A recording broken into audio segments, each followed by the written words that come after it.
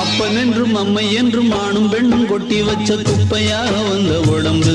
ஞான பெண்ணே குப்பையாக வந்த உடம்பு அது புத்தன் என்றும் சித்தன் என்றும் சித்தன் என்றும் ஆவதென்ன சக்கையாக போகும் கரும்பு ஞான பெண்ணே சக்கையாக போகும் கரும்பு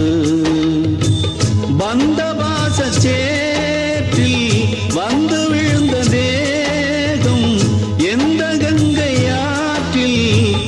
இந்த அழுக்கு போகும் அப்பன் என்றும் அம்மை என்றும் ஆணும் பெண்ணும் கொட்டி வச்ச குப்பையாக வந்த உடம்பு ஞான பெண்ணே குப்பையாக வந்த உடம்பு